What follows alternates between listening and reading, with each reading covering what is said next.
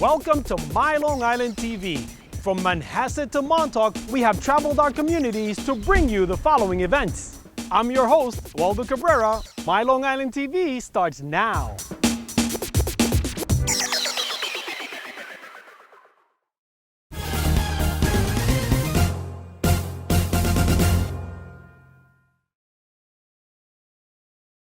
Hello, I'm John Owens, Editor-in-Chief of Anton Community Newspapers, a group of 18 newspapers covering Long Island. Today, our guest is Adam Haber, candidate for the state's 7th Senate District, and you're a graduate of SUNY Albany. I am. You have a master's from LIU Post I do. in government and political science. Absolutely. You're a successful businessman. Okay, now, running for state Senate, why you? Well, I started first in community service when our superintendent stole $11.2 million in 2004, 2005. And because I'm from a family of teachers, I had no choice but to run for school board. And my business background enabled me to really help our community recover from a terrible loss. We went from one of the highest tax districts in all of Nassau County. Since I've been on the board, this is my 6th year.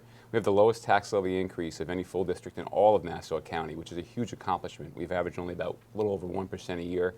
We've retained all our teachers and we've expanded services. I got involved because I have something to give back. I've had some success in the financial sector. I love where I live. I feel like my children have no place to come back to. There's no jobs for them here. Long Island's going in the wrong direction. And this is my home and I want to add value, and I feel having decisions made that I could put input on and having a voice in the state Senate that affects 20 million people, but also the 2.8 million on Long Island, is exciting for me. Well, let me ask you a Roslyn question.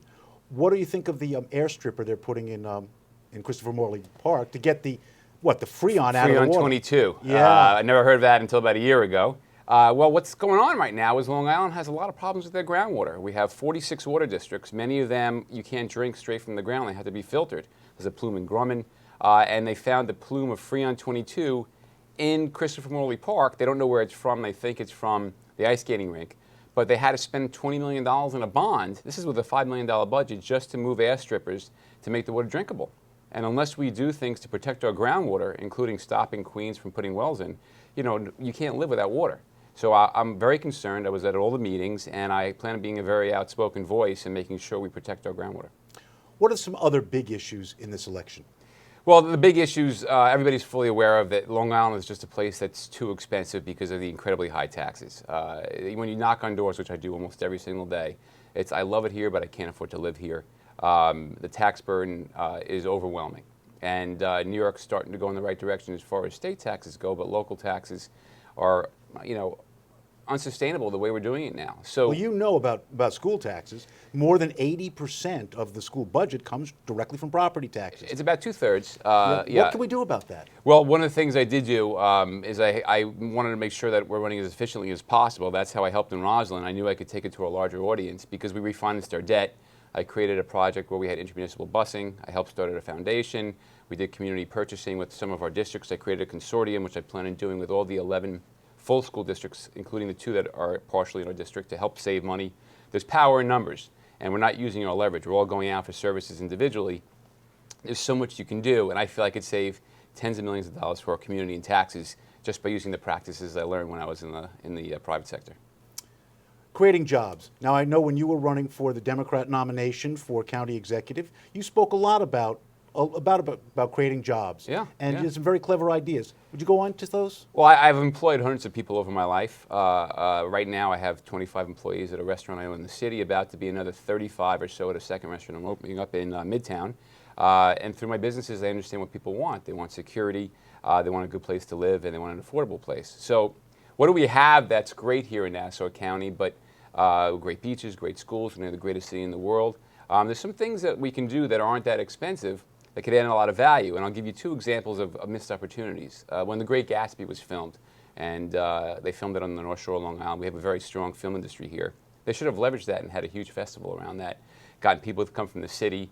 The mayor had a worldwide tourism drive, and they've doubled the amount of tourists in New York City. They had 50 million tourists last year. I want to bring them here. The Belmont Stakes, right? 3rd leg of the Triple Crown. They had a parade, which was put on by the community, which was great. But if you think about the Rose Bowl and the people who come out and spend the weekend, I mean, you could have a countywide triathlon that would draw hundreds of thousands of people. even a statewide, an island-wide triathlon, then they'll go in our restaurants, they'll go in our hotels, they'll shop in our stores, and most of our revenue here is driven locally by not just state taxes, not just by school taxes, but by sales tax. Sure. And unless we do something to stimulate the economy, we're going in the wrong direction. There hasn't been a large company move here in the last 30 years. There hasn't been a large project built that really makes people say, wow, Long Island. I plan to change that. Well, how could you get big companies to move here? Because with the tax burden and such, that's an issue. Well, the governor has a good program called Startup New York in conjunction with IDAs, which I think are being not used to their full potential. My background will speak the language. I mean, most politicians are lawyers, right? And being a lawyer is an important thing, especially when you're drafting laws, but there are very few businessmen in government. And I speak their language. I've done business overseas, in Asia. Everybody wants to come here. They want to come to the United States. I've already spoken to the Better Business Bureau in New York City. I've spoken to some of the consulates. They all come through there looking for jobs and looking to bring resources here. I'm going to be the first guy there. I'm going to say, look at our great schools, look at our beaches, look at our transportation to the city. This is where you want to be. Let's talk about women's rights. That has been a big issue in the state Senate this past session. What would you do differently, or what would you do as a state senator? Well, the governor has a 10-point common sense plan for women's equality. And women's equality is a big issue in my campaign. I'm pro-choice. My opponent is not. It's very clear. We make no bones about that. And I follow the governor's plan. There's 10 points to it. There's agreement on most of the points. But it's like building a house without windows. I mean, I want all 10 points. Women should be as equal and have their own health care choices. It's their call. I support the governor's plan, and I plan on being the deciding vote in the state Senate when that comes up for vote. When I'm there, and November 5th is the day I'm looking for. All right, so that will be, is that the most important thing you would look to achieve when you were in the Senate, let's say? There's a lot of issues that I want to tackle. One of the things I want to bring about is I want to create a commission on government efficiency. I mean, if the people start believing in the government, they'll be prouder of it, they'll want to live here, they'll draw capital here. If people think the government is dysfunctional, like it has been in the state, I think 20 people have been arrested in the last 10 years and convicted in New York. And this is just in state government, it's insane. So the big issues obviously are making sure that we can attract capital, keeping taxes as efficient as possible, keeping them as low as possible. And women's equality is an issue that's dear and dear to my heart, endorsed by Planned Parenthood, and I want to make sure that the women's equality agenda gets passed. And some progressive issues. I think there should be a higher minimum wage. Well, raising the minimum wage, I mean, how could that help business?